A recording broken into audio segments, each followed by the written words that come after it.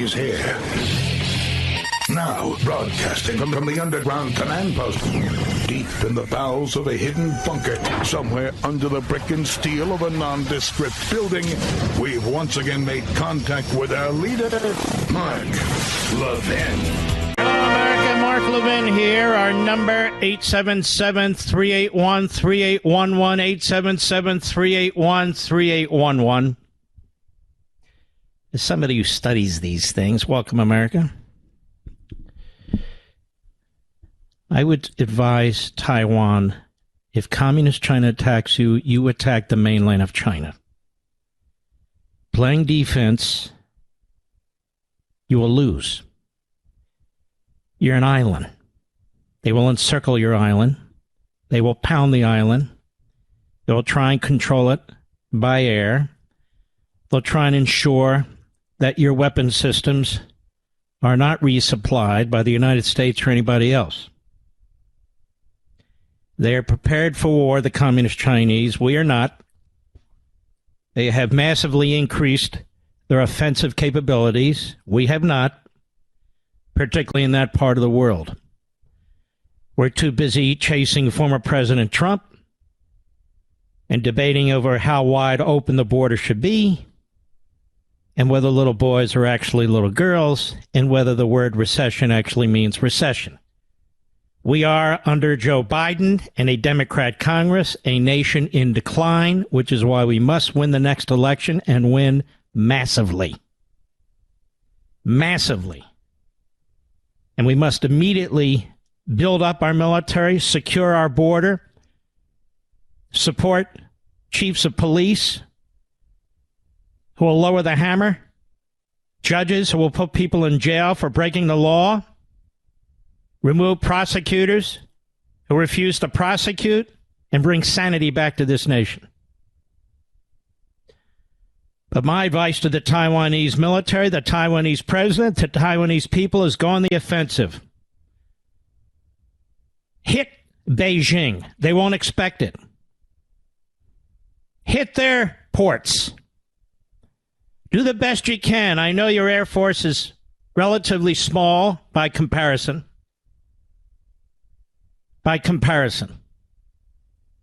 Nonetheless, you can't just be an island nation and accept an invasion by air, sea, and eventually troops. You're a nation of less than 30 million people. That's a country of 1.4 billion people. One of the reasons Ukraine is having so much difficulty, in my view, is not only have they been denied the kind of long-range missiles and artillery that have been used against them, but they've been told not to hit Russia. I'm not talking about Moscow. I'm talking about Russian military forces relatively close to the border on the Russian side of the border. That is nuts. But more on that either later today or at another time. This administration is now trying to redefine recession as it cannot define women, as it tries to redefine education and everything else. Are we going to go along with this insanity, ladies and gentlemen, this self-aggrandizing, self-promoting BS? We're in a recession right now. I've been telling you this for months. As a matter of fact, we're heading towards stagflation because the same Fed that failed to slowly raise interest rates in the face of the junkies in Congress who spend and spend and spend and spend, both parties, but mostly the Democrat Party, they've brought us this horrendous inflation. And yes, we have a recession. And yes, we're moving into stagflation. You raise interest rates, you sell less stuff. That's the way it works. It's not being offset by tax cuts the way Reagan handled it. Tax cuts. They want to increase taxes. They want to increase debt. They want to increase spending. They want to increase regulations. And at the heart of it is their war on fossil fuels, American energy. Not only will they not back off, but they're doubling down, tripling down. They seek to deny you gasoline, oil, They seek to deny you, when the time comes, electricity. We have a diverse energy system now, based on coal, based on nuclear, based on electric, based on natural gas, based on oil, based on propane, and so forth. The Democrats want to eliminate that diversity. They've already eliminated energy independence. And they want you all relying on electricity. We do not have enough electricity for all of us to rely on electricity for all things. And we never will. Because the Democrats and the Marxists will not allow it. They won't allow it. That's why not on a single news program that talks about climate change or energy prices or any of the rest of it do they lay out with any specifics, any blueprint, any, from anybody, a realistic, substantive blueprint that moves us from one to the other. They have none. They can't. Where do solar panels come from? China. Where do these batteries come from? Most of it, the third world and China. Do the batteries create all kinds of toxins after 10 years of use? They blow out. Answer, yes. How do you get the material that is used to make these batteries? Well, you go to places like Africa and you destroy their environment because you're going to need a hell of a lot of it. And where else? Well, Afghanistan, I don't think they're going to make it available to us. And where else? Ukraine. It's one of the reasons Russia's trying to take Ukraine. What's it any of our business? And communist China. Unfortunately, most of it isn't in Britain or France or the United States or any of the free nations. Just the way it is. That's why none of these so-called news programs, none of them, show us the actual blueprint getting from A to B. All we hear is hysterics. It's an existential threat. We're running out of time. The oceans are rising. The oceans are falling. Look at this. It's hotter this record year than it was hotter the record year before and hotter the record year before that. Every time you break a sweat, there's supposedly some kind of record. Everybody wants to move to Florida. So when other parts of the country feel like Florida, you know, the sky is falling. The same idiots. Of course, shortages of baby formula, shortages of gasoline, shortages of all kinds of food. The same people who can't control the supply chain. They know how to fix energy, ladies and gentlemen. They know how to get you energy, clean energy. Clean. But windmills aren't clean. They need a backup system, batteries. We don't have batteries right now that have the capacity to back them up. If we did, they'd be massive, and they've had all kinds of toxic materials that are used to build them, and ultimately, they need fossil fuels to back them up. Fossil fuels to back them up. Imagine, we're all going to plug in our cars at night, too, and our trucks, and we're going to plug in the trains and everything else to an electrical grid that can barely handle what's being done today. Well, how will we fix that? We can't. Not now. Recession. The people who brought us this recession are bringing us stagflation. And as I've said 1,000 times before, if we're not careful, we'll be in a depression. I'm convinced if we had passed that $5 to $6 trillion insanity bill, the Biden insanity bill, we'd be in a depression right now. But they want to rejigger it a bit and get at least another trillion or two in there, of which we do not have the money to pay for. Now, this is not just an incompetent administration. It is filled with liars and ideologues. They don't take credit for anything that they've done. The border's not secure. The border's wide open. Fentanyl coming in, produced by communist China, pushed by the Mexican drug cartels, 110,000 young people mostly have died. It's the biggest killer of young people in our country, and we're told the border is safe and secure. How many rapes are taking place of women and little kids? Numbers aren't kept. Oh, I see. I see.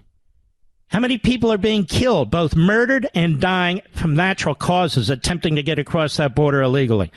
We don't know. Why? Numbers aren't being kept. Instead, we get a media in this country filled with losers like, the hell's his name? Oh, Jeremy Peters. Jeremy Peters. And he does. Jeremy does Peter. Jeremy will be the subject of my next segment. I'll be right back. Mark Levin.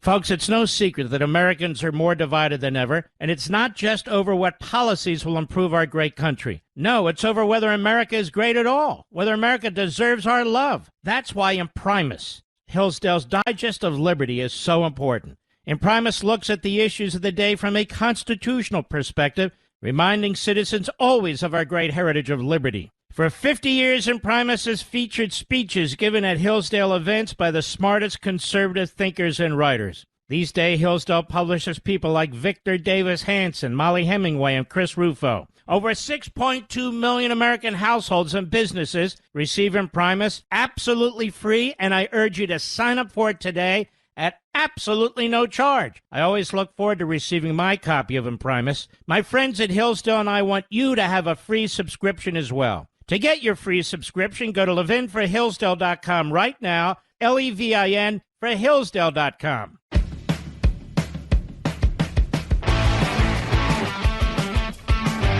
So yesterday, this will take me more than this segment, because it's a short segment. Minding my own business, and there's a big spread in the New York Slimes by our friend Jeremy W. Peters. Haven't heard from him lately. We've heard from others. He's a proud employee of the New York Slimes, which covered up the Holocaust, which promoted Stalin and promoted Castro. He's very concerned about me, is Mr. Peters. He's a stalker. He's also an incompetent boob and largely illiterate when it comes to the rule of law and the Constitution. And apparently there's a photo of Donald Trump and me at a Medal of Freedom event for former Attorney General Edwin Meese. And under the photo, the statement is, the radio host Mark Levin with Donald J. Trump at a White House ceremony in 2019. Mr. Levin has scoffed at the notion that Mr. Trump has tried to overturn the election. No, Mr. Levin has scoffed at the notion that Mr. Trump led an insurrection or created a crime. Right, so after the January 6th committee's final summer hearing last week, talk on the sets of CNN and MSNBC turned to an intriguing and familiar possibility about what might result from the panel's finding. I think he means findings. The case for a criminal prosecution of former President Donald J. Trump, many pundits said, was not only justified, but seemed more than likely given the evidence of his inaction as rioters sacked the Capitol. That's because, as he points out, he's a contributor to MSLSD, and that's the world they live in. There's many pundits who say no, but none of them are cited, of course. If that felt like deja vu, more predictions of Mr. Trump's looming downfall, the response to the hearings from the pro-Trump platforms felt like something new, reflecting the lengths to which his Praetorian Guard... Isn't that funny how he steals that phrase from me, Mr. Producer? I mean, Shakespeare, too, but he steals it from me. Of friendly media have gone to rewrite the violent history of that day. Rewrite it. Haven't rewritten anything. I didn't say violence did not occur that day. But there's a perspective, and there's a context. And there's an environment. They treat everybody who was there like some kind of a violent trespasser. That's not the case. Even as the committee's vivid depiction of Mr. Trump's failure to intervene led two influential outlets on the right, the New York Post and the Wall Street Journal, owned by the same corporation, I think, to denounce him over the weekend. Many top conservative media personalities have continued to push a more sanitized narrative of January 6, 2021. They've turned the Capitol Police into villains and alleged the existence of a government plot to criminalize political dissent. I have never turned the Capitol Police into villains, period. And I'm not talking about a government plot to criminalize political dissent. The Democrats are criminalizing political dissent in the areas of the government they control. There is simply no question about it. Mark Levin, the talk radio host, scoffed, the word scoffed, at the notion that Mr. Trump had tried to overturn the election or instigate an insurrection. If he had, Mr. Levin explained during an appearance on Fox News, as other networks aired the hearings live, the former president would have taken more direct steps, such as ordering the arrest of Vice President Mike Pence or firing the Attorney General. I said, you'd think with all the talk of criminality, they would show us. There's nothing, absolutely zero evidence that Donald Trump was involved in an effort to violently overthrow our elections or our government. Literally nothing. And there is nothing. Which is why even in this piece, Jeremy Peters presents nothing. And to put a finer point on exactly what he meant, Mr. Levin read from a section of the 14th Amendment that says anyone who has engaged in insurrection or rebellion, quote unquote, is barred from holding federal office. That was why the media kept calling January 6 an insurrection, Mr. Levin explained. This writer of this article is an MSNBC contributor, which shows you what a hack he is. Part of the right's message to Trump supporters is, in effect, you may have initially recoiled in horror at what you thought happened on the Capitol, but you were misled by the mainstream media. I have never said that. What took place in the Capitol in the form of violence, attacking police, breaking windows, breaking down the door, and any of that stuff, I have condemned. I condemned when it happened, and I condemn it now. That has nothing, absolutely nothing to do with what I'm talking about. And I'll get back to Jeremy W. Peters, who's not only an ideologue, he's an idiot. Stupid as they come. I'll be right back. Folks, it's no secret that Americans are more divided than ever, and it's not just over what policies will improve our great country. No, it's over whether America is great at all, whether America deserves our love. That's why Imprimis, Hillsdale's Digest of Liberty, is so important. Imprimis looks at the issues of the day from a constitutional perspective, reminding citizens always of our great heritage of liberty. For 50 years, Imprimis has featured speeches given at Hillsdale events by the smartest conservative thinkers and writers. These days, Hillsdale publishes people like Victor Davis Hanson, Molly Hemingway, and Chris Rufo. Over 6.2 million American households and businesses receive Imprimis absolutely free, and I urge you to sign up for it today at absolutely no charge. I always look forward to receiving my copy of Imprimis. My friends at Hillsdale and I want you to have a free subscription as well. To get your free subscription, go to levinforhillsdale.com right now, Levin for Hillsdale.com. You're listening to Denali, the great one. The great one. And you can call in now, 877-381-3811. There's not much you can do, ladies and gentlemen, about a newspaper that is corrupt and a reporter who is corrupt ideologically. There's not a lot you can do about it but expose them. There's not a lot you can do about it but expose them. So I will. Nowhere in this article does Jeremy Peters provide a scintilla of evidence. Nowhere. After all these hearings, after all the leaks to him, his coziness with radical members of the committee and never-Trumpers, there's not 5 words in any form that demonstrate Donald Trump directed or ordered connections to a violent insurrection. Nothing. And yet they keep calling it an insurrection and keep trying to tie him to it. And just because they sit around a table at MSNBC, and everybody knows what MSNBC is, nobody considers it a news operation. except perhaps the employees there, and not even all of them. And they think it's really quite fascinating as they suggest possible ways to get Trump, or dereliction of duty, or he failed to act for 3 hours and 7 minutes, and so forth and so on. It's quite remarkable that this is what they do. This is all they have. And they absolutely control this process. The subpoenas, the depositions, what's released, what's not released, whether exculpatory information's allowed or not. It's really quite amazing. This is why Jeremy Peters is not considered a top reporter. He regurgitates, among other things. But he regurgitates. Give you another example. Here we have Newsweek. It's not really a magazine anymore. It's sort of a backbencher website. Somebody by the name of Julia Carbonaro. Josh Hawley's humiliation by January 6th committee unconstitutional, says Mark Levin. Of course, this is picked up by the reprobates, the 12-year-olds at Mediaite and other places. And so I said, okay, what exactly did Mark say last night on Fox? I'm just demonstrating to you how this works. If they didn't think I was effective, if they didn't think that I was reaching tens of millions of you, if they didn't think the arguments were sensible, they wouldn't have to try and spin them and change them. Let's go to cut 28, Mr. Producer, from last night on Life, Liberty, and Levin. Go.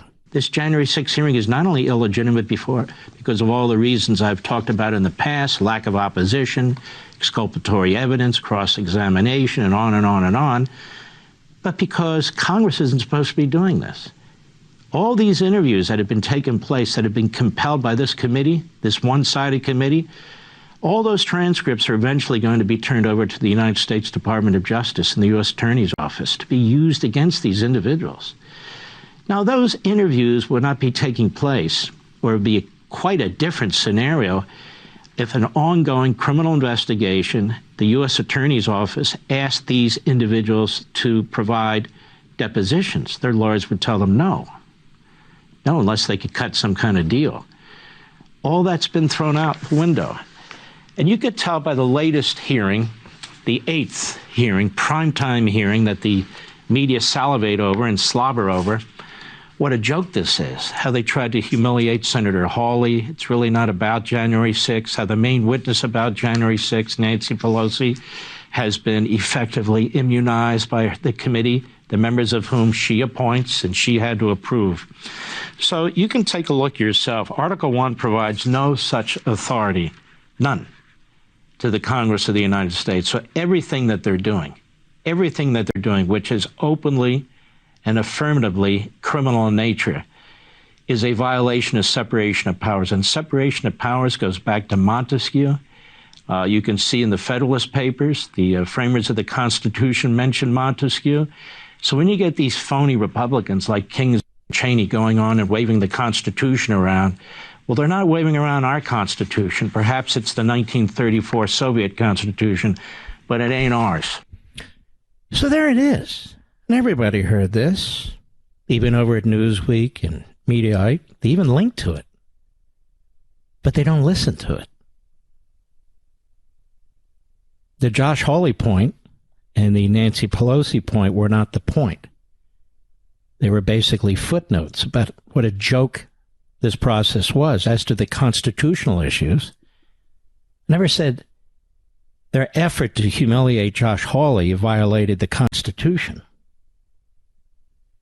So again, this is what we're dealing with. Utterly stupid, low IQ ideologues who push their agenda and dress it up as news or even rational opinion.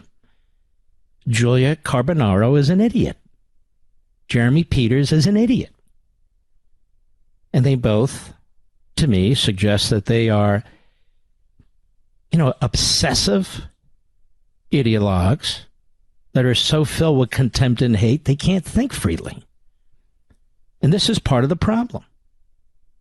So they disgrace themselves. They make asses out of yourself. And if you're going to take on somebody who has a bigger platform than the New York Times, and a bigger platform than this pathetic Newsweek website, and a bigger platform than Jeremy W. Peters, at least get your ducks in a row. Know what the hell you're talking about. I am more than happy to debate these issues. More than happy to debate the Constitution. More than happy to debate how this committee is conducting itself. More than happy to do that. But they're not. They're not. Jeremy Peters, haven't we invited him on this program before, Rich? I believe we have. But Jeremy, you're welcome to come on the program. Let's go toe to toe. I know I'm not MSNBC. I know you're much more comfortable over there. I got it. I understand that. But so what? I think you can handle it. You're a big boy, aren't you? Well, maybe not. Meanwhile, have you heard about this? January 6th defendant, Epoch Times, dies by suicide while awaiting sentencing. This isn't the first one. By Levin, July 23. A man from Pennsylvania awaiting his sentencing for illegally entering the U.S. Capitol during the January 6th breach died on July 20th.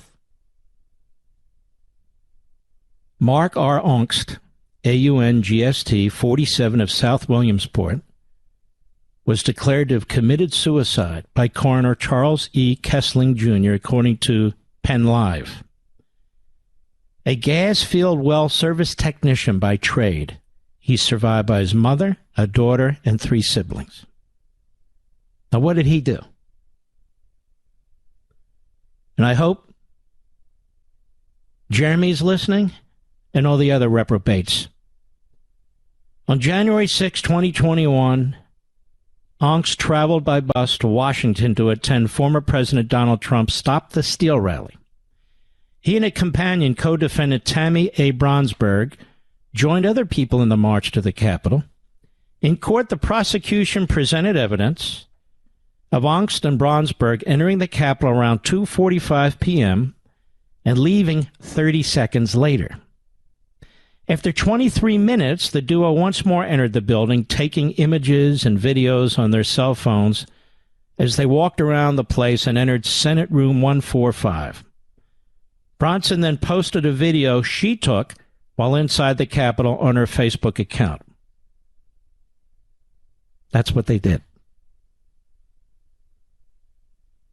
The duo were charged with 4 counts, including a misdemeanor charge for parading or demonstrating inside a restricted building, disorderly conduct in a restricted building, entering and remaining in a restricted building, and disorderly conduct in a Capitol building. My guess is these 2 folks from South Williamsport, Pennsylvania, had no idea that they were committing a crime. Notice, no violence whatsoever. None. And depending on which part of the building you came in one part, people were waved in another part, they broke in. There was no indication at all of any physical violence by these 2. The last 3 counts were to be dismissed at the time of sentencing. For the misdemeanor charge, Ongst and Bronsberg pleaded guilty, and this is what these prosecutors have been doing, throwing misdemeanors, even felonies at them to get one charge that they would plead guilty to. Ongst's sentencing was scheduled for September 27. If found guilty, he could have faced 6 months in prison and $5,000 in fines. The duo were both living free on personal recognizance. Neither had attacked any police officer while inside the Capitol. Neither. But he killed himself. By late June, around 840 individuals were arrested in connection with the January 6 incident. Over 300 had pleaded guilty, with 80 receiving jail time. Many of those charged with crimes are still languishing in prisons. This is what bothers me Jeremy. It's been 2 years. Well, not 2 years, but a year and a half. At a press conference on June 15, a group of Republican lawmakers blasted the way January 6 prisoners were being treated. Terming it the D.C. Gulag, they reported cases of prisoners being mistreated.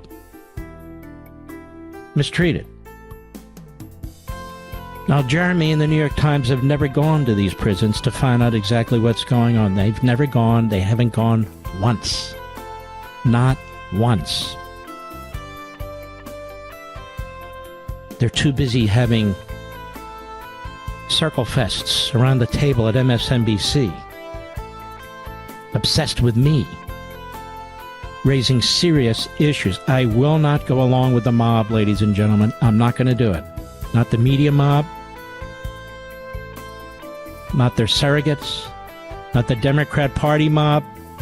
Not the Never Trumper mob. Not the Rhino mob. I'm not going along with any mob. I call them as I see them. As I said last night on my show, I am a special pleader for the Constitution. No one else, nothing else. It's that simple. Terrible. I'll be right back. Mark Levin.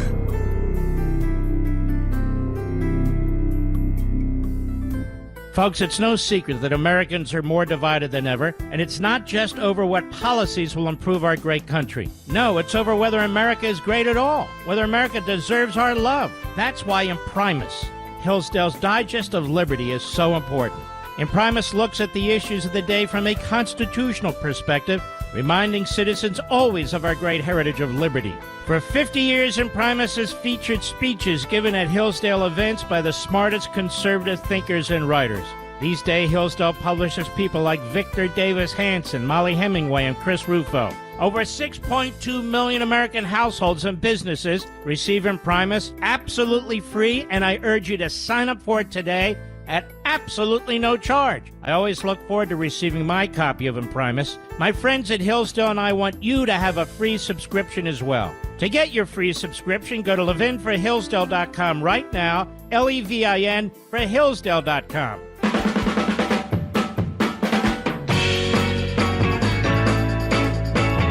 I will tell you a little bit about what I was doing this weekend in the next hour, but I'm not done this hour. Liz Cheney went on with Bret Baier and lied through her increasingly yellow teeth. She lied. She denied. She said there's no evidence, no information that Donald Trump had authorized up to 20,000 National Guardsmen, and yet we have the former acting Secretary of Defense and the former Chief of Staff to the Secretary of Defense. We have Milley and we have others who were in the room when it was Donald Trump who raised the likely necessity or possible necessity of making those troops available. And they were turned down explicitly by Pelosi through the Capitol Police and by Bowser, the mayor of D.C. In this, there is no lie. In this, there is no question. In this, there is no doubt. But there's more. There's actually more. And it's pointed out by our friends at Just the News. What they point out is there's actually a memo. I'm looking for it, Mr. Producer. If you can find that Just the News piece, shoot it to me. He's sending it to me now. Oy, Gewalt.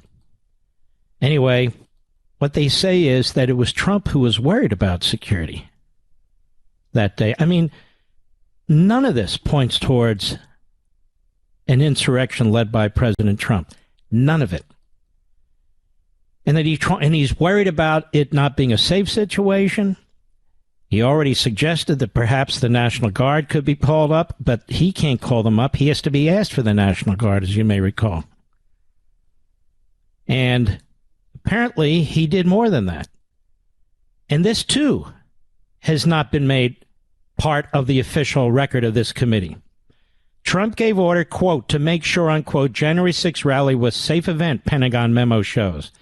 General Milley's recollection undercuts months-long effort by Democrats, they write, to suggest Trump wanted to incite violence. Many key questions left unanswered. So why is it that the New York Times ignores this? This is firsthand evidence. It's material to the entire issue because it cuts against the narrative. Because Jeremy of the New York Times would no longer be working at MSLSD or the New York Slimes if he dared to speak the truth. He knows what the truth is. They all do. House Democrats' marquee summer show of primetime investigative hearings ended Thursday night where it began, unable or unwilling to answer essential questions about the January 6th Capitol breach. Chief among them, if Donald Trump wanted to incite violence that fateful day, as his critics suggest, then why did he order the Pentagon to have a large military force ready to quell a disturbance? And why did a Democrat-led Congress turn down the assistance of POP National Guard troops in the face of intelligence warnings about violence? By their own admission, Democrats set up the hearings to evade such scrutiny. They declared any questions about what Speaker Pelosi knew about the potential January 6th violence and when she knew it off limits. Secret Service agents were never called to testify in public about whether former President Trump aide Cassidy, whether her story was truthful. And it goes on. Now there's more. There's more that I want to get to on the return, and then I want to jump into a few other issues. I'll be right back.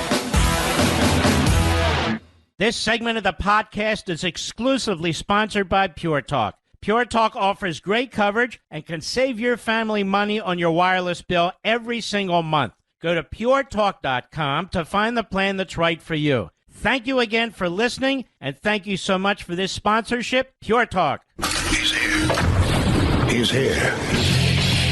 Now, broadcasting from the underground command post, deep in the bowels of a hidden bunker, somewhere under the brick and steel of a nondescript building, we've once again made contact with our leader, Mark Levin. Hello, America. Mark Levin here. Our number, 877-381-3811, 877-381-3811. All right. Let me continue this. Complete the circle. This is from Just the News, a great news site founded by and run ultimately by John Solomon. It says the hearings have been undercut by a fundamental fact. Trump's actions before the riot began included urging supporters to peacefully and patriotically express their opinions and ordering his top aides to ensure there was a large contingent of National Guard troops at the ready to ensure no trouble ensued. A Capitol Police timeline obtained by Just the News shows the Trump Pentagon first offered National Guard troops to the Capitol Police on January 2nd, 4 full days before the event. Jeremy doesn't put this in the New York Times piece. The police turned down the offer, but then began to have second thoughts. The Capitol Police then asked their political minders, the House Sergeant at Arms chief among them, for permission to accept the troops on January 4, but were turned down on the ground that such a show of force would create bad, quote-unquote, optics. The records show. But the most compelling piece of evidence that Trump wanted to thwart rather than incite violence is contained in a long memo written by the Pentagon Inspector General that chronicled the assistance the Department of Defense offered Congress both ahead of and during the riot.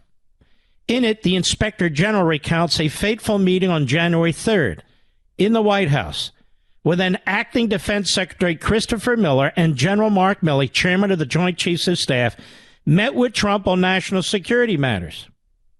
This was not in Jeremy's article in the New York Times either. The complete passage, hardly mentioned by Democrats at the hearings or the news media covering them, is worth absorbing in its entirety. Quote, this is the Inspector General. Mr. Miller and General Milley met with the president at the White House at 5:30 p.m., the IG reported. The primary topic they discussed was unrelated to the scheduled rally. General Milley told us that at the end of the meeting, the president told Mr. Miller, the acting defense secretary, that there would be a large number of protesters on January 6th, and Mr. Miller should ensure sufficient National Guard or soldiers would be there to make sure it was a safe event. That's from the president to the acting Secretary of Defense on January 3rd. General Milley told us that Mr. Miller responded, "We've got a plan and we've got it covered." And the memo was attached in the article. Not by Jeremy over there at the New York Times, but at the Epic Times. In advance of the January 6th rally, the president told the most senior civilian and uniformed leaders of the military he knew the event was going to draw a large number of protesters, so he instructed the Secretary of Defense to ensure it was safe by having troops available. Democrats have not offered any evidence whatsoever to counter that story, although Liz Cheney lied. She's good at that. The Pentagon memo also yields insight into the mindset of the Democrat-led Congress, top military officials, and the local police before January 6th. Key players, it reveals, repeatedly raised concerns about accepting the offer of the National Guard help, fearing it would create the perception of a military coup or martial law as the election results were certified. Army Secretary Ryan McCarthy told the Inspector General, quote, he didn't want to create the perception that the military was involved in the electoral process, unquote, according to the Inspector General's memo. He said that Mr. Miller made it clear that the military would not be involved in certifying the election results and that 10 different news agencies asked him about military use and martial law. Because the media had always wanted to be able to push the insurrection narrative, and unfortunately, the violence within the Capitol building gave them all they needed, and now they're trying to tie it to Trump, and they haven't yet.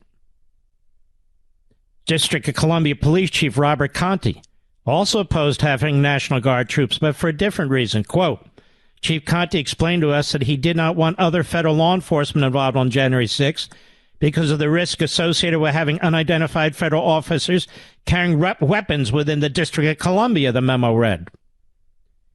Even as key security officials were shrinking from deploying National Guard troops lest the optics send the wrong political message. The Capitol Police were being flooded by the FBI, the Marshal Service, Homeland Security Department, with raw intelligence warnings of possible violence.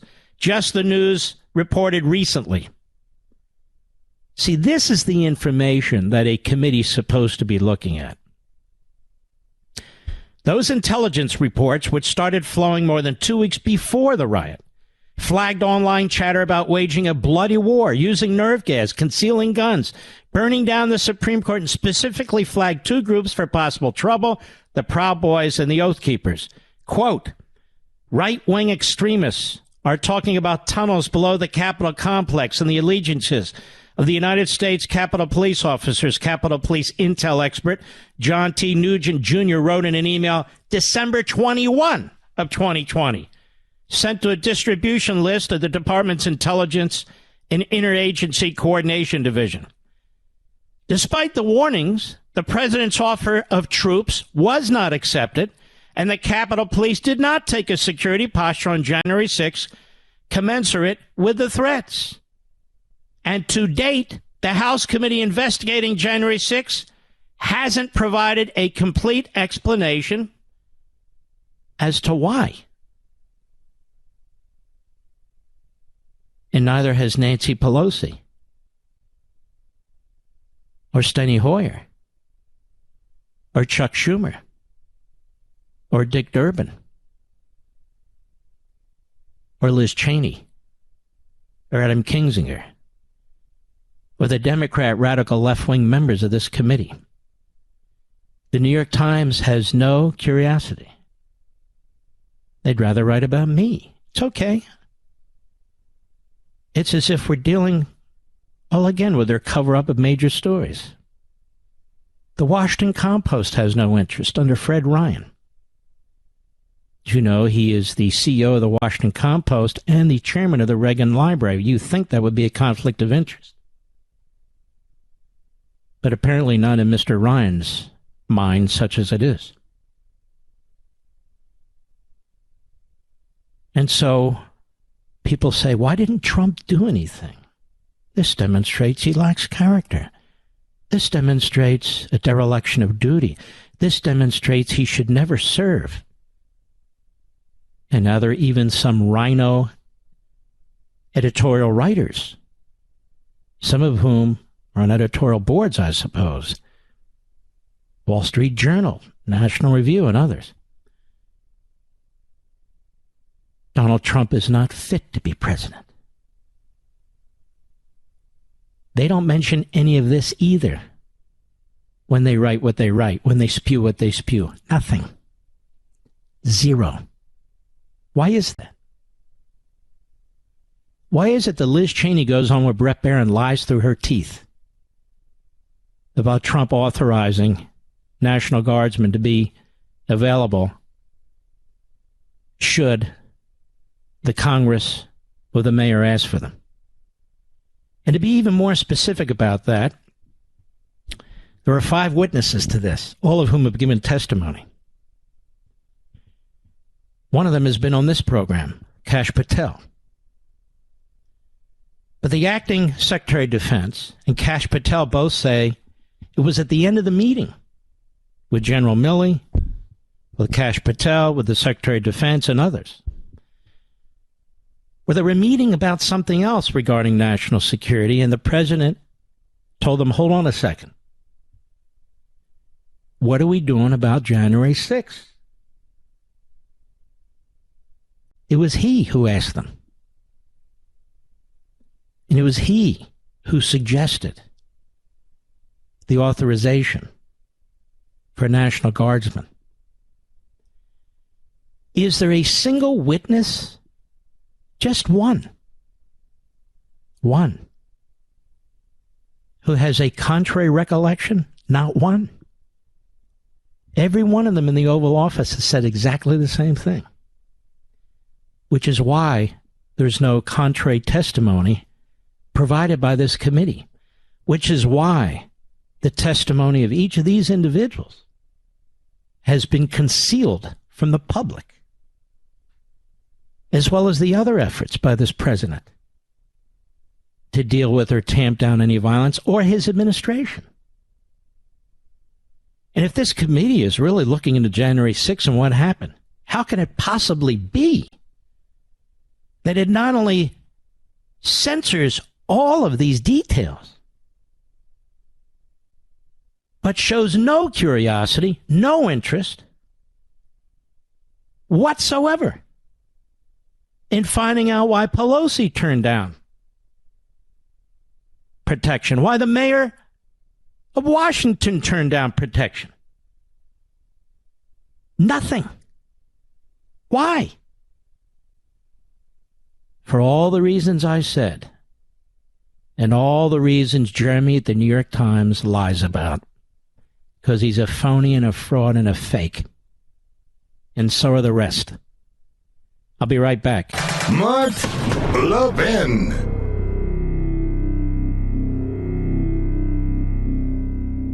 Verizon, AT&T, and T-Mobile are charging you a premium fee every month for data you don't use. Stop paying for things you don't use. Instead of paying $89 a month to your current provider, pay just $20 to Pure Talk for what you actually need. I made the switch, and I'll be honest, I was nervous at first, thinking, well, is the coverage really going to be that good? Am I going to drop calls, slow internet? I can tell you firsthand, the 5G service is that good. Switching to Pure Talk was that easy. So listen, don't sit on the fence any longer. You're being ripped off by greedy wireless companies. It's time to take the leap and start saving money every month. Go to puretalk.com, select a plan, then enter promo code Levin Podcast. That's Levin Podcast, and save 50% off your first month. You can literally be switched over to Pure Talk service in less than 10 minutes. So go to puretalk.com and enter promo code Levin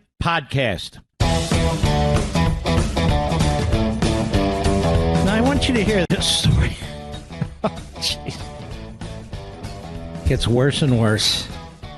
You wonder how it can get worse. It does get worse. And I dig these things out all weekend long, starting right after the end of this show on a Friday night. And I will tell you about this weekend in a moment. Saturday, Sunday, all day Monday until my program. People say, when do you do your work? It never stops. Just the nature of the beast. Nature of the beast. And so I found another piece same publication, just the news. And I didn't know about this. I don't live in Georgia. I don't live in Atlanta. I didn't know about this. Judge disqualifies Fulton County DA from investigating alternate Trump elector. Well, what's this about? A Superior Court judge today barred Fulton County District Attorney Fani Willis from conducting a criminal investigation into Republican State Senator Burt Jones, who's on a list of alternate Georgia electors supporting President Donald Trump in the 2020 presidential election. So what she's done here with this special grand jury in Fulton County is she's turned it into in essence, U.S. Attorney's Office investigating criminality of obstructing an election. And the Supreme Court opened the door to this nonsense about 2 years back. And so now you have these local elected DAs who are getting into the game, or in the case of New York, a state-elected attorney general who's a complete hack. Fulton County Superior Court Judge Robert McBurney ruled that DA Willis had a conflict of interest in investigating Jones after she held a fundraiser in June for his Democratic election opponent. Jones is seeking the state's lieutenant governorship in November. So she wants to drag this guy, State Senator Burt Jones, into her criminal investigation. He's running for lieutenant governor as a Republican. She held a fundraiser for his opponent. This, Jeremy, New York Slimes, is what I mean about the criminalization of politics. Pay attention, pal. I'm educating you. The judge ruled that Willis had a conflict of interest. This scenario creates a plain and actual and untenable conflict, the judge wrote. Any decision the DA makes about Senator Jones in connection with the grand jury investigation is necessarily infected by, what he means by that is politics. Reports revealed last week that 11 of the 16 members of the alternate slate of Trump electors have become targets in a criminal probe as part of Willis's investigation into the Trump campaign's efforts to challenge the presidential election results in the state. He is allowed to challenge the presidential so-called election results in the state, as are the Democrats. As are the Democrats. You don't criminalize the process. It's like what they did to Bannon, and I've talked about this many, many times already. You can't take from a defendant their defenses and then expect them to defend themselves. I don't care who appoints the judge, Trump or somebody else. The Department of Justice goes in the court. The Attorney General has his fingerprints on this because any high-profile political case, he's in the loop. I know that as a former chief of staff. And this federal judge stripped all but one of Bannon's defenses at the demand of the prosecution. Now, what most judges do in a normal situation outside of Washington, D.C., when you don't have the politicization of these judges, I don't care who appointed them, is they err, quote unquote, on the side of the defendant. What's the harm? So he calls a few members of the House of Representatives. So XYZ ABC. That's why they didn't put up a defense, because they had no defense. They couldn't put up anything. The judge strips them of their defense arguments, places them in front of a jury, picked from a jury pool made up of a city that is 92% Democrat, gives the government virtually every motion it wants, and then says, go defend yourself. Go defend yourself.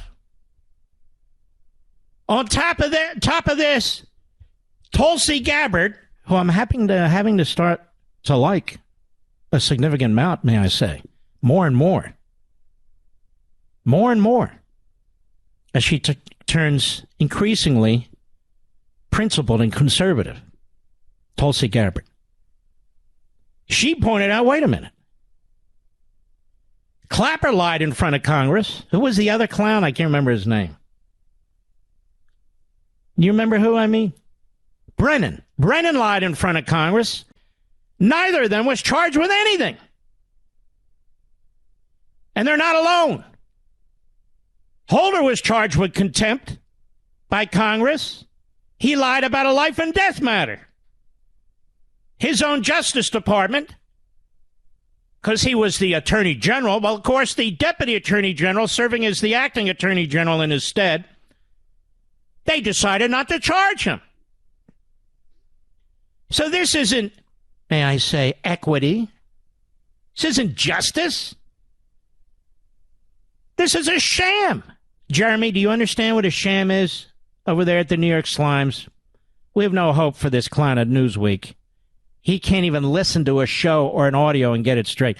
But Jeremy, you work for the detestable New York Times Corporation that lied about the Holocaust, that had Stalin's man in Moscow and Castro's man in the jungles.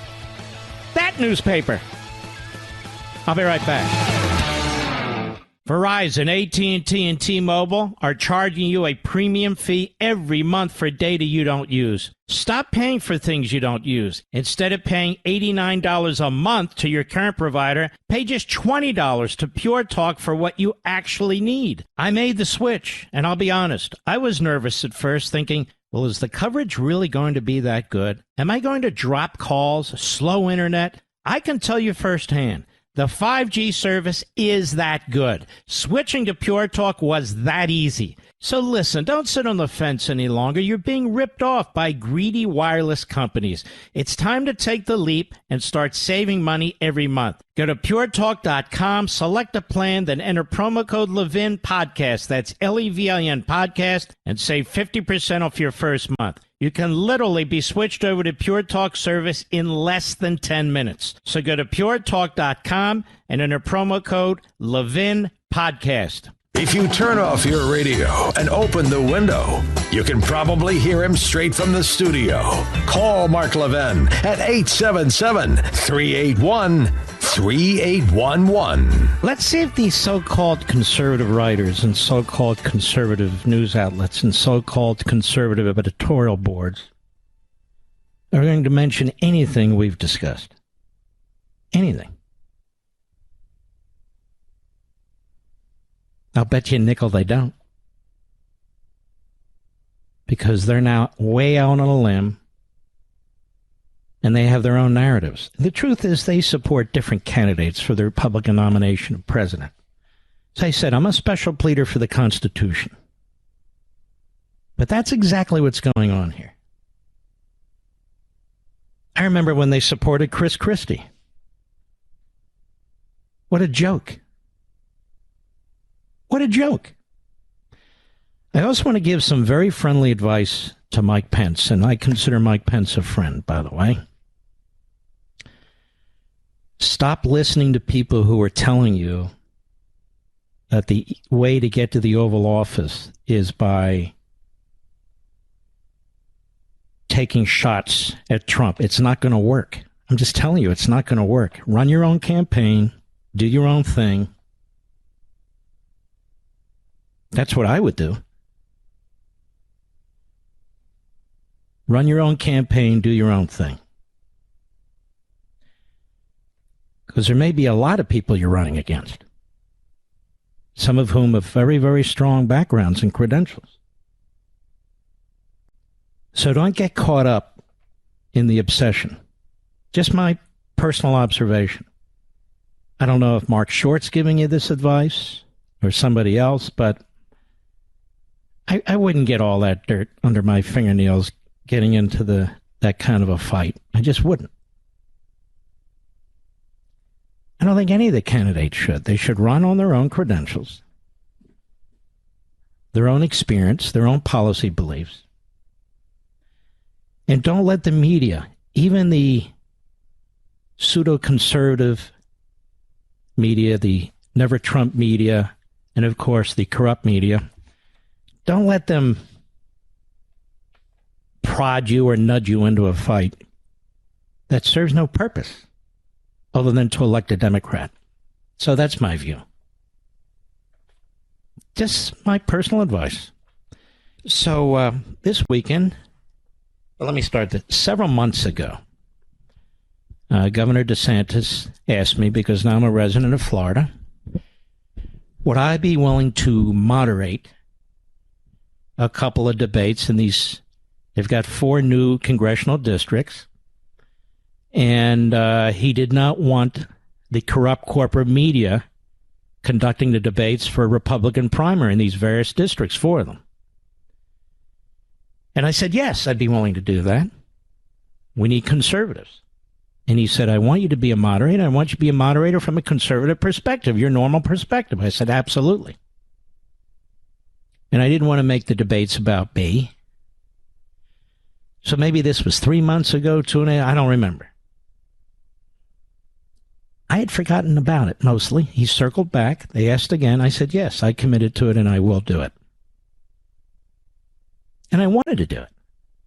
I wanted to show, and he wanted to show, more importantly, that we can do this. That we don't need Chris Wallace types or Jim Acosta types or any of the phony frauds and reprobates in the media. We don't need pretend journalists like Jeremy Peters and his ilk, Philip Bump, Sarah Rump.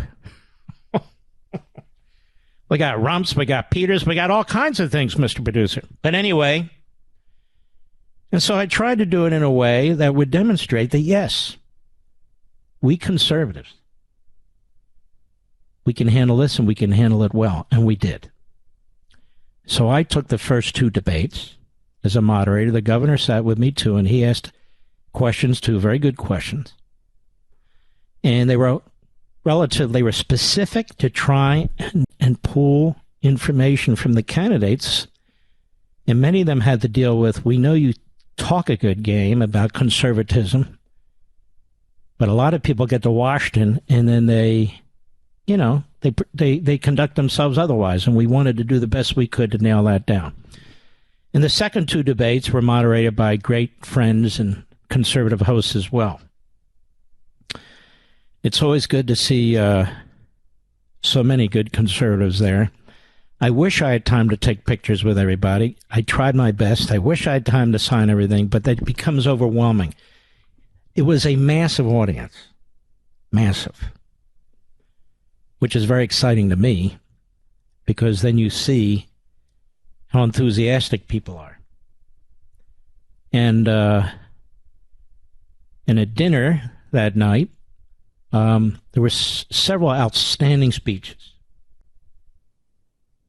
Outstanding speech by Marco Rubio. Outstanding speech by the lieutenant governor. And the killer speech was by DeSantis himself. So it's a very unifying event.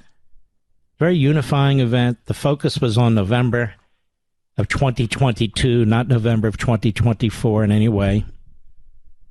The goal was to do the very best that could be done that day in November. But my goal, I didn't endorse any candidates and campaign for any candidates, was to moderate the 2 debates with the governor by my side. And I thought, from my own myopic perspective, it couldn't have gone better. There was a little heat here and there, but so what? Everybody was civil, and any one of these people who are on the stage for either of those congressional seats would be a superb member of Congress. Superb. And they need to beat the Democrats. That's my view. But absolutely superb. So I was there.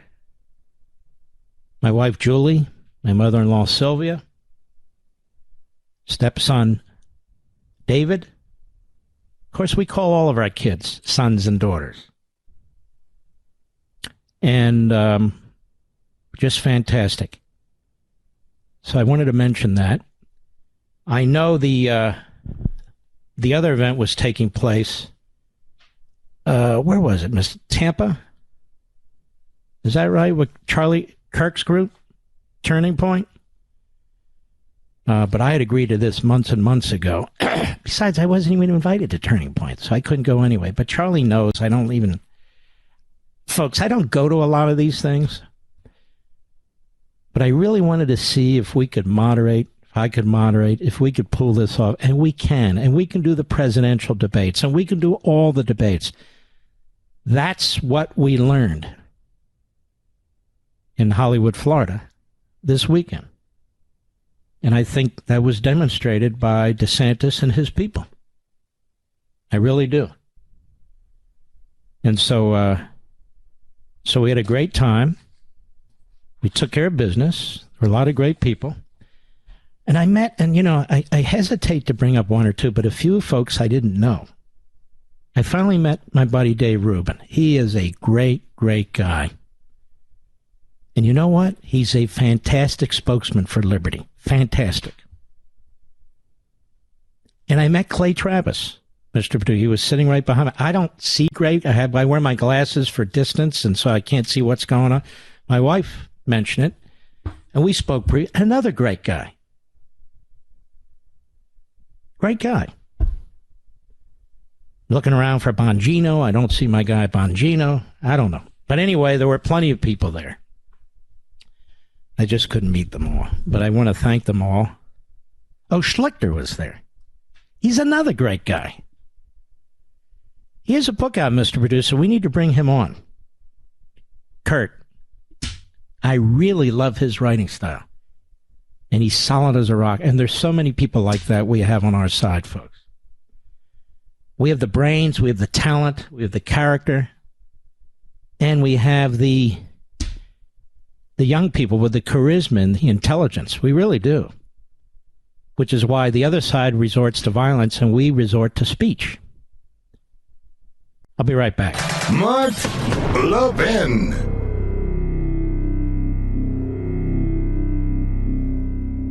Verizon, AT&T, and T-Mobile are charging you a premium fee every month for data you don't use. Stop paying for things you don't use. Instead of paying $89 a month to your current provider, pay just $20 to Pure Talk for what you actually need. I made the switch, and I'll be honest, I was nervous at first, thinking, well, is the coverage really going to be that good? Am I going to drop calls, slow internet? I can tell you firsthand. The 5G service is that good. Switching to Pure Talk was that easy. So listen, don't sit on the fence any longer. You're being ripped off by greedy wireless companies.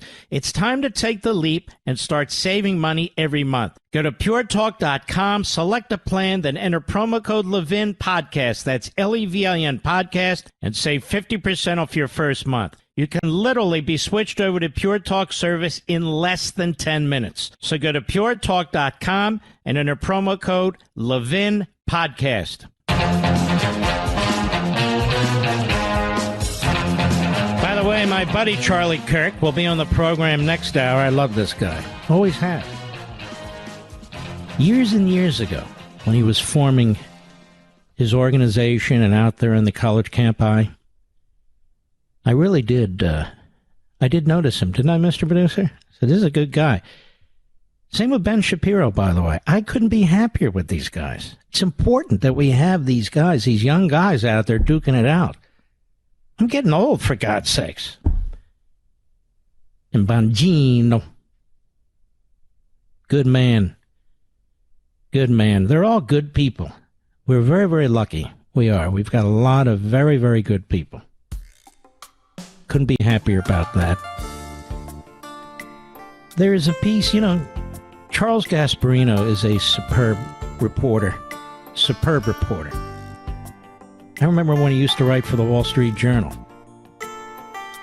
But he's been dogging this Nancy and Paul Pelosi. They're trading large with a wealth of hypocrisy.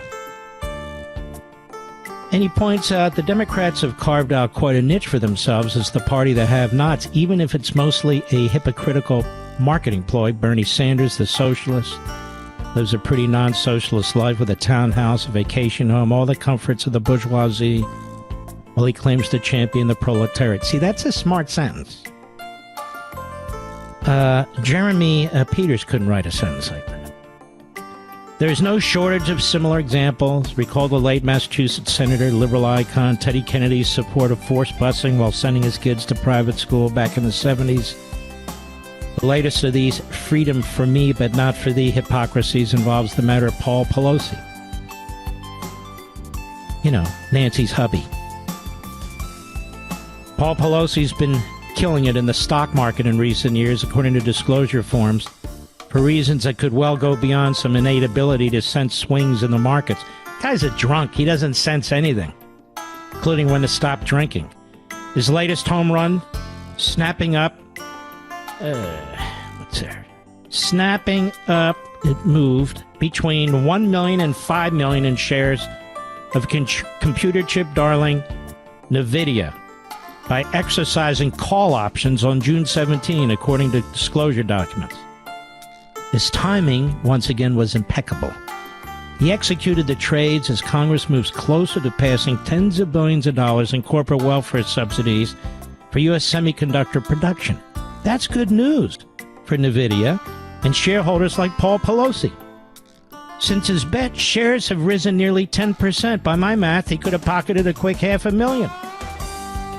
Maybe Paul knows a thing or two about stock trading, or maybe he's just a savant like Hillary Clinton, who years ago credited a reading of the Wall Street Journal with being able to make big bucks trading esoteric cattle futures.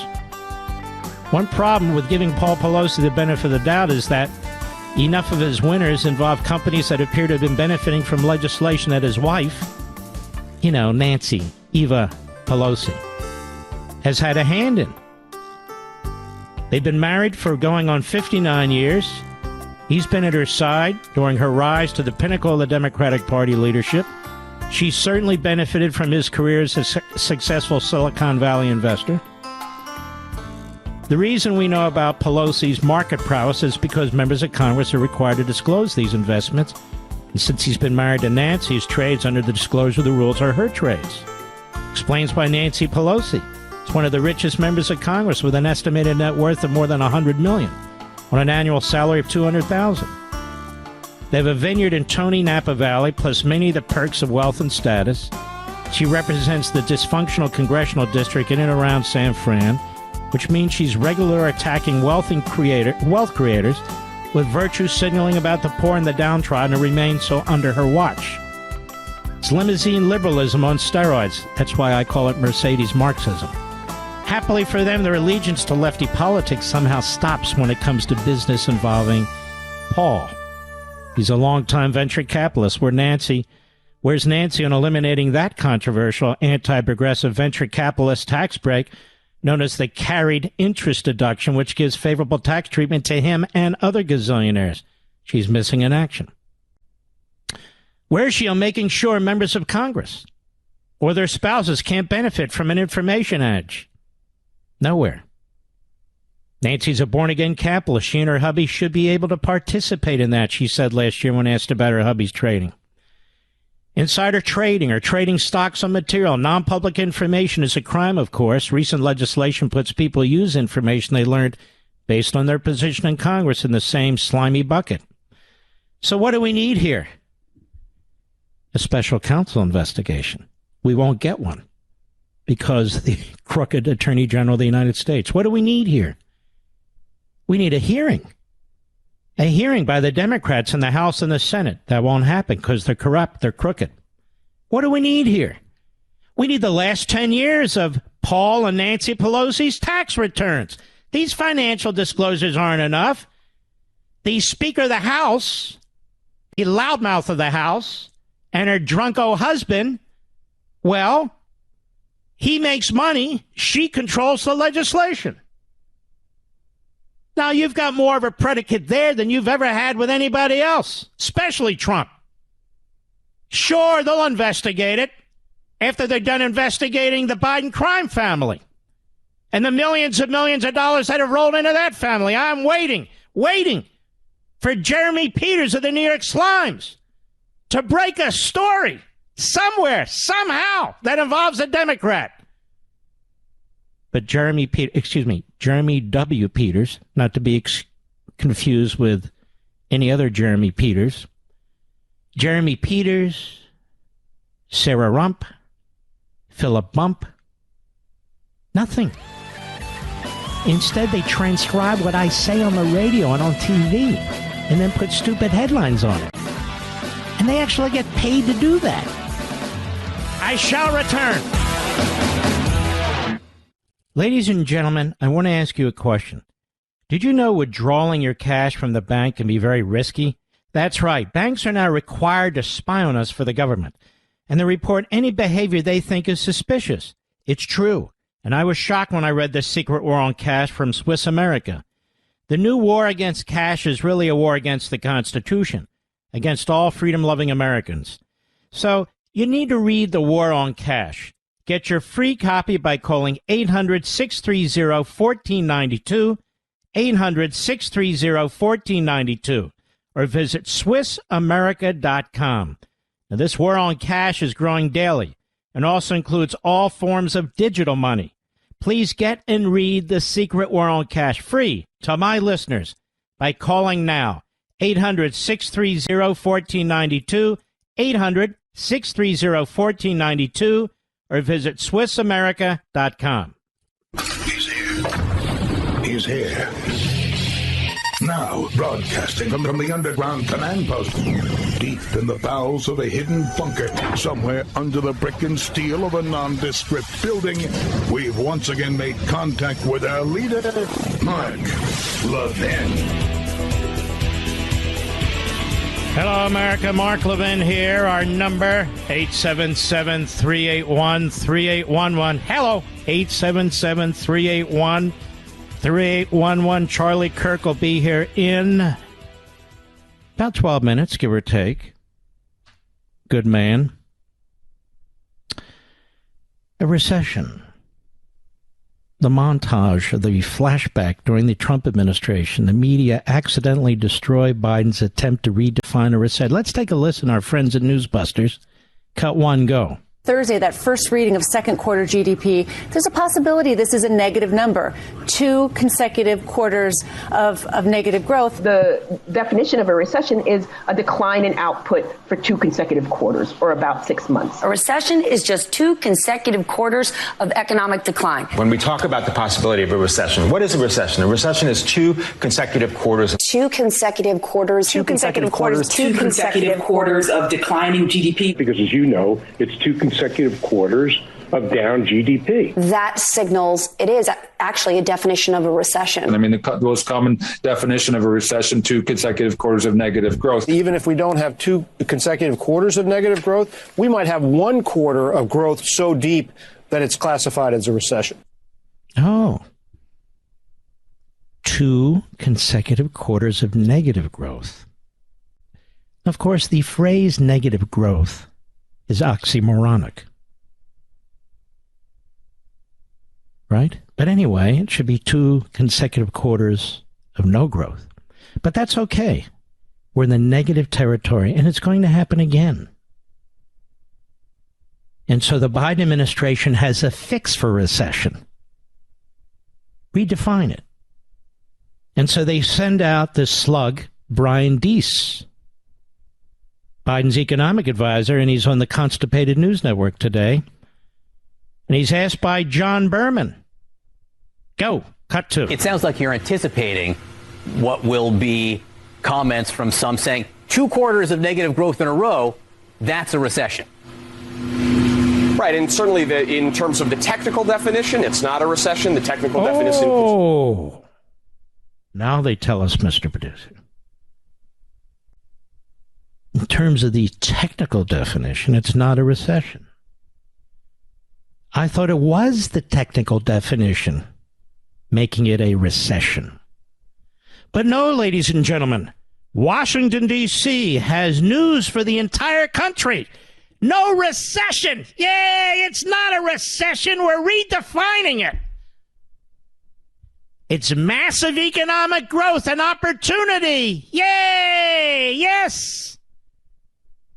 Just get into the manufacturing of propeller hats and battery-warmed socks and stuff like that, and you'll be in a robust, massive growth economy. It's not a recession. It's only a recession when Republicans are in office. There can be no recession when Democrats are in office. There can be no recession. There can be no inflation, ladies and gentlemen. Don't you understand? No recession, no inflation, no women, no nothing. The Democrats are in control. It's the greatest thing. And if you don't agree with them, you're obviously a white supremacist anyway. Go ahead. Spectrum of data points. But in practical terms, what matters to the American people is whether they have a little economic breathing room, they have more job opportunities, their wages are going up. That has been Joe Biden's focus since coming into office. No, Joe Biden's focus has been none of that. His focus has been trying to figure out where the bathroom is. If he left his teeth next to the table or in the bedroom. Should he have soft oatmeal or cream of wheat for breakfast? Should he take a softener? You understand. Now, not to be crude, Joe Biden's focus every morning is, you know what it is, Mr. Producer? Should I say it? It's a bowel movement. Go ahead. Has had a view of the economy that we need to look to build from the bottom up and middle out. And what that means is that... we're building from the bottom up? I told you. Bowel movement. We're building from the bottom up and the middle out. Whoa, whoa, whoa, whoa. I don't want to be there for that. No. Not for that. Go ahead. People in this country have had trouble affording things for years. Shut up, you idiot. You propagandist. You moron.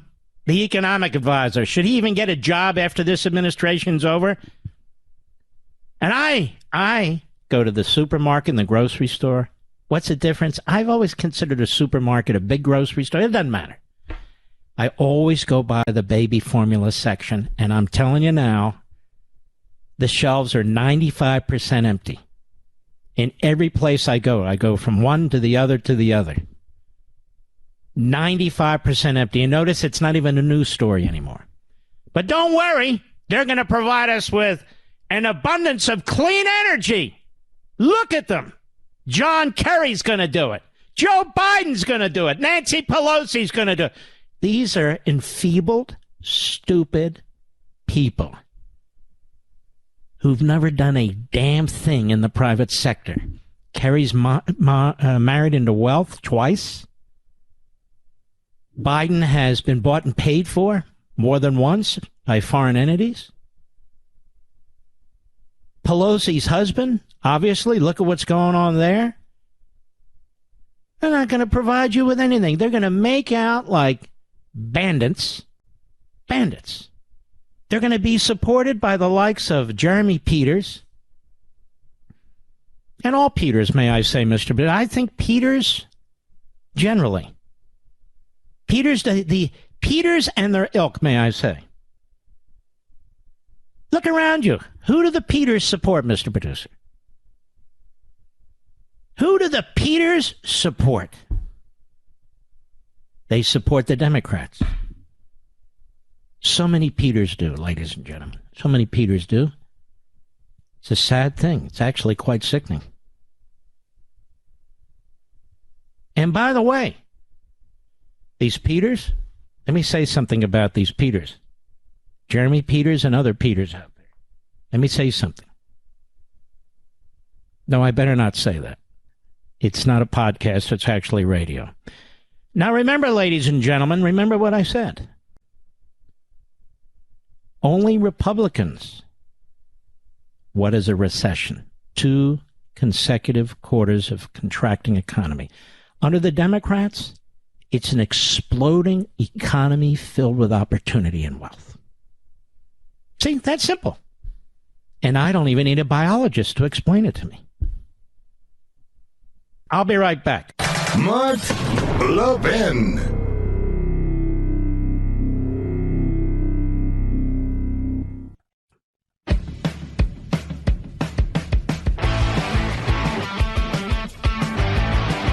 Charlie Kirk is a patriot, solid conservative. and has done a tremendous job for this country, particularly with young people, and that's very, very important. He's now written a book, The College Scam, How America's Universities Are Bankrupting and Brainwashing Away the Future of America's Youth. And by the way, you can get a copy of this book, which comes out tomorrow, at collegescam.com. We have a brand new site for you to go to get it. collegescam.com, one word. It's on all of our platforms. Charlie, how are you, my friend? I'm doing great, Mark. Thank you so much, and thanks for having me. It's an exciting week for us, and I'm working on this book for a while, so thank you. You've been working on this book for a while, and nobody knows more about colleges and their scams than you. So what drove you to write this book? To get into it deeply, to get into the substance, to make the American people aware about how they're getting ripped off? What? Yeah, so partly I've lived many of the main themes of this book. In some ways, I'm the best and worst person to write this book because I didn't go to college myself and, have made some things happen. And in some ways, the worst person, because some people would say, you don't really know what you're talking about because you didn't go to college yourself. I think I made up for that adequately with the work we're doing at Turning Point USA and all of our college and high school groups across the country. But it's about time that we as conservatives level the same amount of criticism that we put towards the media, towards college campuses. And not just the campuses themselves, but the actual college institution. I believe higher education and colleges are no better than the Mexican drug cartel for the damage that they put forward, whether these bad ideas of wokeism and indoctrination, the astronomical cost, the subsidies from U.S. taxpayers. So what I do in this book, and it took me a couple of years to put the research together, we have over 30 pages of footnotes at the end of the book, The College Scam, is I am basically a prosecutor, something you know intimately, Mark, in this book, and the reader is the jury. And I understand a lot of people are apprehensive and skeptical when I make this kind of argument because there is a built-in expectation amongst a lot of people that you must go to college to succeed, that you must get that piece of paper.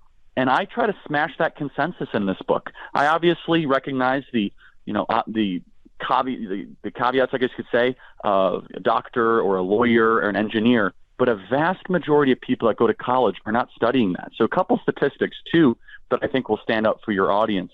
The first of which is 40% of people that enroll in college drop out. 40%.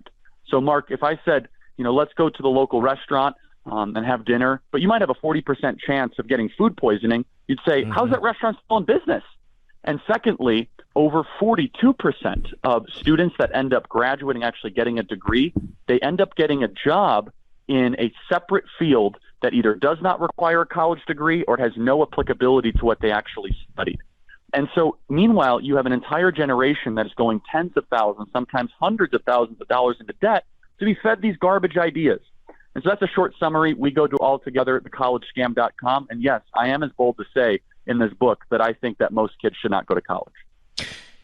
And I really agree with you, unless they go into one of the hard sciences or something, because you're exactly right. What exactly are they being taught except to oppose everything their parents have taught them, everything their faith has shown them, everything their country believes in? You have these tenured Marxist professors who are enshrined forever.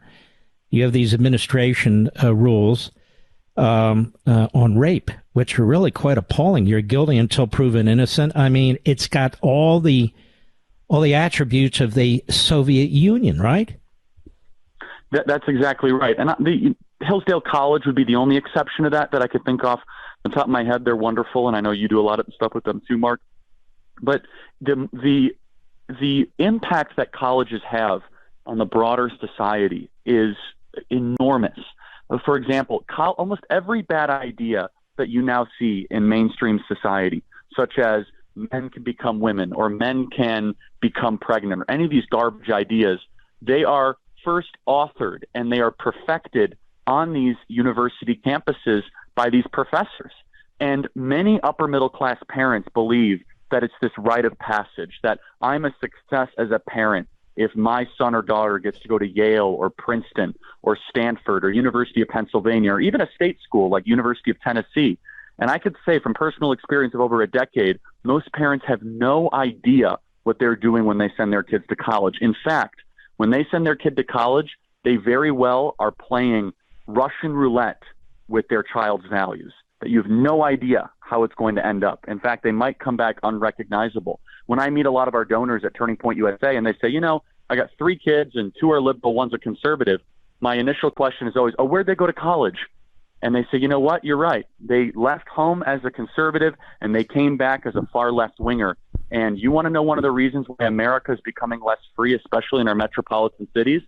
The oversupply of people going to college, not learning anything, but being filled with bad ideas, I believe is the culprit. They really have become, haven't they, Charlie Kirk, indoctrination camps that are overpriced, heavily subsidized, and yet are really churning out young radical Democrats and Marxists. So that's why they're never under the gun when it comes to congressional hearings about tuition and so forth. That's why they want to, take care of all these college loans. That's why they want more and more children to wind up going to college. Isn't that it? That's right. And it's all part of a cartel. It's a multi-trillion-dollar business that looks after one another, where they try to get as many young people as possible, which of course turns them into future Democrat voters. And then all the other, let's say, implications involved in that. They become radical environmental activists. They become radical abortion activists. And then, of course, the U.S. taxpayer, for whatever reason, has to be on the hook on this. And so you see over multiple generations and multiple decades the implications of this, which is you are then dealing with a completely different country, literally. And we know what the Marxists want to do. I mean, you wrote the book on it, Mark, American Marxism. It's well known. But where is the heartbeat? Where is the center? The center of America University. And so I try to be proactive and solution oriented in the book, The College Scam. People can find it at collegescam.com, which is, I believe red states need to completely and totally defund every university, state university, outside of the science, technology, engineering, and math. No more humanities, no more gender studies. Taxpayers should not be on the hook. It's not going to happen in Congress anytime soon. But as far as the states go, why should North Dakota, why should South Dakota, why should Montana or Kansas, why should those amazing taxpayers be funding for ideas and practices that will actually be detrimental to the land that they love? It is academic suicide, what is happening. And I really am trying to give parents and students courage to say, you know what? No, I'm not going to college. I'm willing to pursue a different path. America, Charlie Kirk's been blowing the whistle a long time, long before COVID, when people were looking over the shoulders of their young children and seeing what was going on in their classrooms. It starts in these colleges and universities, works its way down to the middle schools and now the elementary schools. And it's even more than this. It's a great book. Charlie never disappoints. It's called College Scam. I want you to go to collegescam.com, not Amazon, collegescam.com. It's linked to in all of my platforms, collegescam.com. Charlie, I'd like you to hang on for another segment. Can you do that? Be happy to. Yes. Because, ladies and gentlemen, other things are going on our college campus. The promotion of anti-Semitism, the promotion of racism, the squelching of free speech. And I want Charlie to talk about it. Charlie is the #1 expert in the country on this subject. We'll be right back.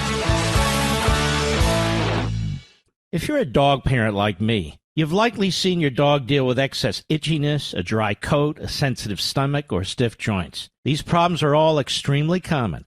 And surprisingly, many of these issues are linked to the ingredients in kibble. After helping so many dogs with these problems, renowned veterinarian Dr. Marty created Nature's Blend, a freeze-dried raw food made with premium meat and zero artificial preservatives, fillers, or meat meals. Once you switch your dog to Nature's Blend, the difference can be astounding. How do I know? Our dog, coincidentally enough, named Marty. Marty loves his Nature's Blend premium raw dog food. I love that Nature's Blend is freeze-dried and pantry safe. Marty's an old boy. He's 15 years old. He's a wonderful dog. He misses his buddy Barney like we all do. So we try to make sure he's always happy with his food. So for a limited time, save 50% off your first order. Receive a free pack of Dr. Marty's Pet Premium Dog Treats. Just go to drmartypets.com/Levin or text Levin to 511-511. Let me do that again. Go to drmartypets.com/LEVIN or text LEVIN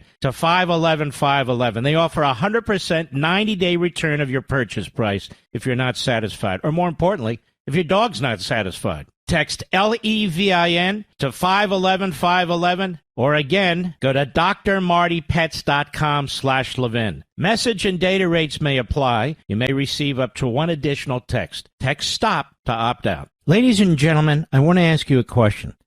Did you know withdrawing your cash from the bank can be very risky? That's right. Banks are now required to spy on us for the government, and they report any behavior they think is suspicious. It's true. And I was shocked when I read this secret war on cash from Swiss America. The new war against cash is really a war against the Constitution, against all freedom-loving Americans. So you need to read The War on Cash. Get your free copy by calling 800-630-1492, 800-630-1492, or visit SwissAmerica.com. Now, this war on cash is growing daily and also includes all forms of digital money. Please get and read The Secret War on Cash free to my listeners by calling now, 800-630-1492, 800-630-1492, or visit SwissAmerica.com. Mark Levin, the thunder on the right. Call in now, 877-381-3811. Our buddy Charlie, and by the way, Charlie Kirk, you are as smart or smarter than any college graduate I know, so obviously it didn't affect Very you. kind. And I knew another guy like that. His name was Rush Limbaugh, you know. And the book is called The College Scam. It is a tremendous book. Those of you who have kids in college, kids going to college, those of you who are sitting at the Thanksgiving Day night table and you're going, what the hell happened to my kid? Charlie's going to explain the whole thing to you. And he's going to try and protect you and your family from what's taking place. You are paying for the destruction of your own family and the country. We're subsidizing it directly. We're subsidizing it through our taxes. You have no say in what goes on in these colleges and universities. It's called The College Scam. It's a very, very important book. Go to collegescam.com. So, Charlie, there's a lot of other stuff going on these college campuses, too, yeah. Really, that certain types of people, depending on what they look like, depending on their beliefs, are treated pretty lousy, aren't they? Yeah, let's just do a couple examples. A whole chapter of the book, which I'll kind of share with you exclusively here, Mark. I haven't talked about it yet publicly. We have a whole chapter about foreign influence on college campuses. For example, the Saudis, the Qataris, all these different foreign actors are bringing in tens of millions of dollars to these college campuses, and it fosters and breeds a culture of anti-Semitism. If some of your biggest donors are major Arab nations, then why on earth, would you try to shut down some of this anti-Semitic behavior? And the king of them all, though, of course, is the Chinese Communist Party. If you look at foreign infiltration, otherwise through the Confucius Institutes, and we talk about it in great detail in The College Scam of how they were able to build these basically military installations on these college campuses that in any other world, we would think this would be totally insane to allow our greatest enemy, the Chinese Communist Party, to be able to build surveillance data centers. Why do they need a data center on a college campus if they're doing anything less than spying on our students? And so we have a whole chapter on foreign infiltration. And then we have a chapter, and, look, we follow the great lead of James Lindsay and Christopher Rufo and their research and their scholarship on this. But I take a little bit different tact of explaining how it applies in the everyday classroom of queer theory and critical race theory and post-structuralism and postmodernism. And then I make the argument that actually the oversupply of academics hurts our politics as well. The only person ever to have a PhD to serve as United States president is Woodrow Wilson, who I believe might be the worst president in American history. And that actually, I don't know, Joe Biden might be giving him a run for his money. Yeah. But Woodrow Wilson was the first American president to outright declare a philosophical war on the American founding. He was a German historicist, a Hegelian, who believed that we must use the synthesis of marching through time to destroy the American fabric. That's what the universities produced. And they gave us people like John Dewey and Darwin and all of these people that laid the philosophical foundation. Kinsey as well, who talked a lot about going after American children. But you look at Woodrow Wilson and you look at the kind of process of progress that he started 100 years ago, this idea of centralized administration, over-the-top bureaucracy, the council of experts, as Barack Obama would have his experts around the table and say that we, the philosopher kings, know what's best from you. All of this is centered around the credentialing of academia. They have no credibility if it's not for the piece of paper from some very difficult school to get into. They need to keep it exclusive. They need to keep it out of touch. They need to try to keep it as if it's something sacred. But guess what? Their power disappears if we stop sending our children and our donations and our taxpayer funding to those very same institutions. How did we get to the point, and you explain this, we've talked about it, but how did we get to the point where our universities and colleges have been turned against us? Yeah, and one of the main ways we got there, Mark, and I hate to be so blunt, is we let it happen. I think a lot of parents thought very highly of the idea of higher education. They wanted their kids to try to get the piece of paper from the best university possible.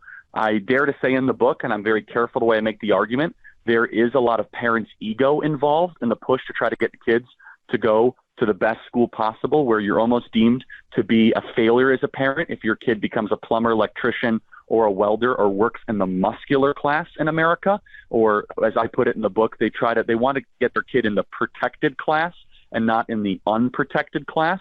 And because of this, I think a lot of parents were willing to turn a blind eye on the outright indoctrination. And really in the last decade, and Mark, you've played a big role in this, and President Donald Trump played a big role in this, and many others, there has been a drumbeat, and we've done our best at Turning Point USA to expose these campuses.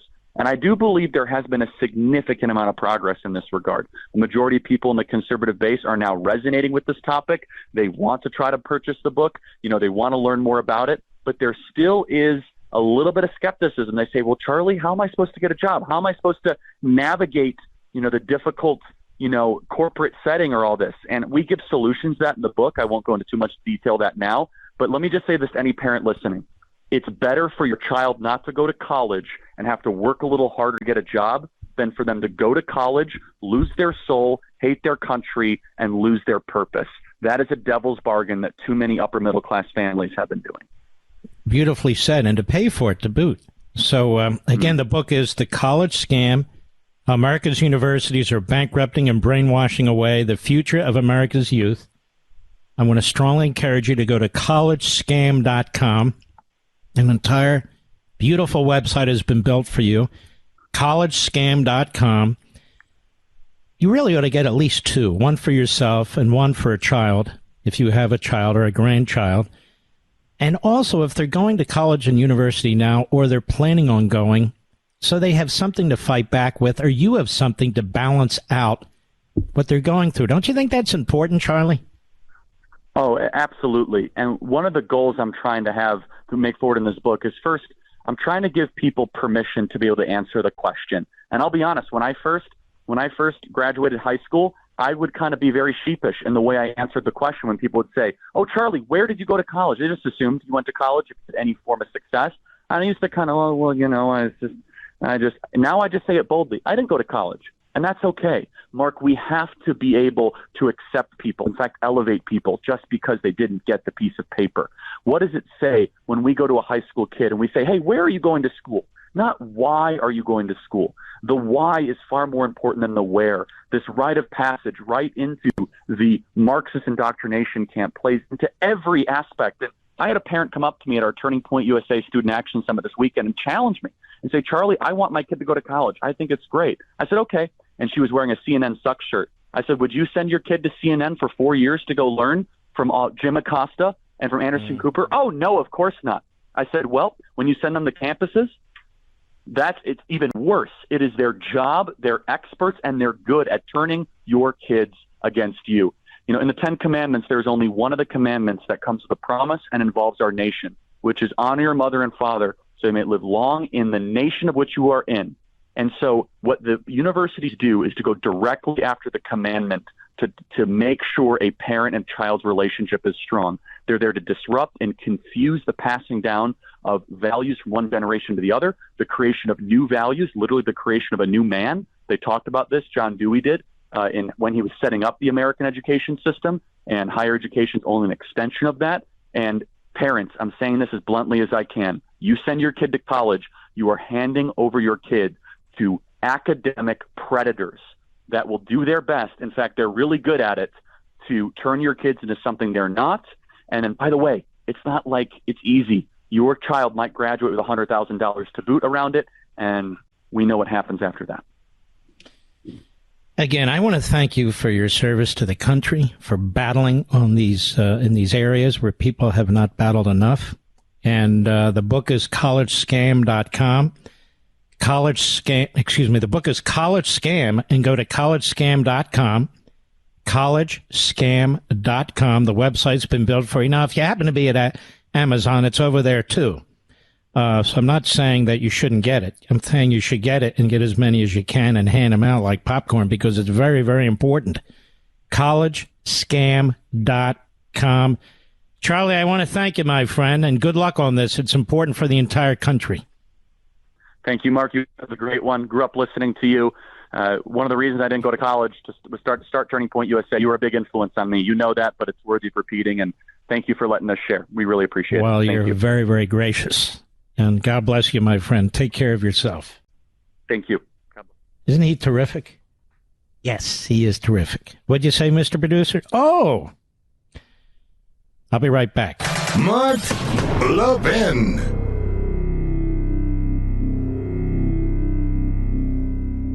Ladies and gentlemen, the U.S. Constitution authorizes two forms of legitimate money, gold and silver. But our government abandoned gold and silver over 50 years ago. Meanwhile, gold and silver prices have skyrocketed over the last year amid growing political and economic uncertainty. Experts say precious metal prices are headed much higher in the months and years ahead. So to help protect my listeners, Swiss America has a very special offer.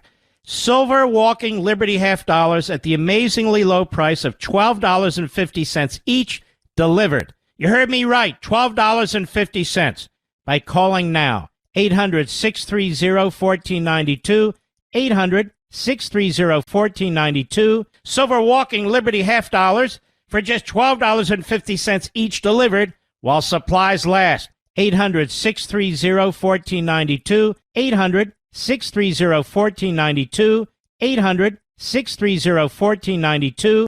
In the bowels of a hidden bunker, I fear for what's happening here. Somewhere under the brick and steel of a nondescript building. This is no accident. For the first time in over 20 years. This is a plan. That's why they're not going to change. Mark Levin will detail America's choice in a podcast special. What's taking place in Washington is like nothing we've ever seen. The midterm election specials with Mark Levin. We have to have a red tsunami. Listen wherever you get your podcasts.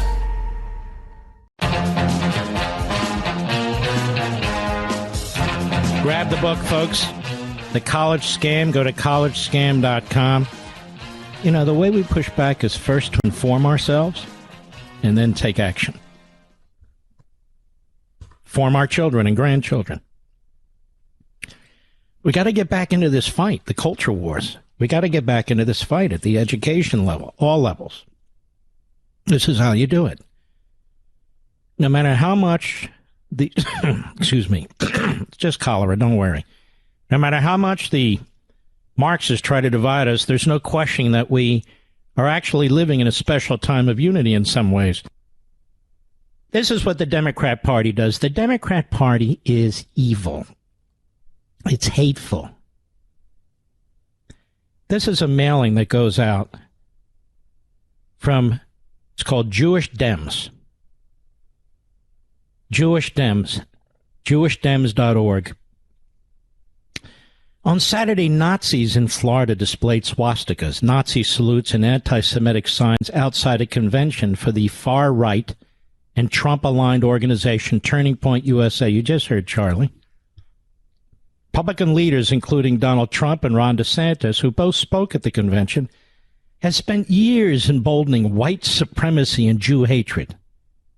This is from Democrats. Now Nazis are openly rallying in our streets. Unsurprisingly, Republican candidates are following suit by campaigning directly to extremists and anti-Semites. And they go on. And then they want donations.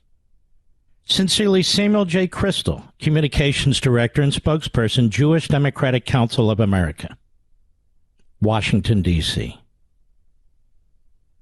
This is a radical left, in my opinion, commie group that does grave damage to the causes of liberty, does grave damage to the state of Israel and to Jews generally. Those people, those thugs, those slugs, that slime appeared at Turning Point USA to draw attention to themselves, to draw attention from the media. Many of them were plants. This is what I've heard. Now, Donald Trump, as president of the United States, did more for the Jewish state of Israel than any president in American history since the founding of Israel. More for the Jewish state of Israel than any president in modern history, than any president since the establishment of the state of Israel. Governor DeSantis is the most pro-Israel governor in the entire United States. Even more than the Jewish members of the Senate and Jewish governors like the governor of Colorado. And so they target the most Israel-friendly top Republican politicians and claim that they draw white supremacists, promote anti-Semitism and Jew hatred. This from a Democrat Party that endorses Palestinian terrorists. This from a Democrat Party that subsidizes Palestinian terrorists. This from a Democrat Party who has undermined all the peace deals and agreements and progress that have been made by the prior administration. This from a Democrat Party that is filled with anti-Semite bigots, both in Congress and in the media. And this is what they send out. Slime balls. Slime ball. I'm waiting for the Anti-Defamation League to denounce Samuel J. Crystal, Communications Director and spokesperson for the Jewish Democratic Council of America. You're a puke, you jerk. You're a jerk. A ratfink. Well, ladies and gentlemen, we salute our armed forces, police officers, firefighters, emergency personnel, our truckers, and the men and women in Ukraine. And we will join together tomorrow, right here, same time, same place. God bless each and every one of you.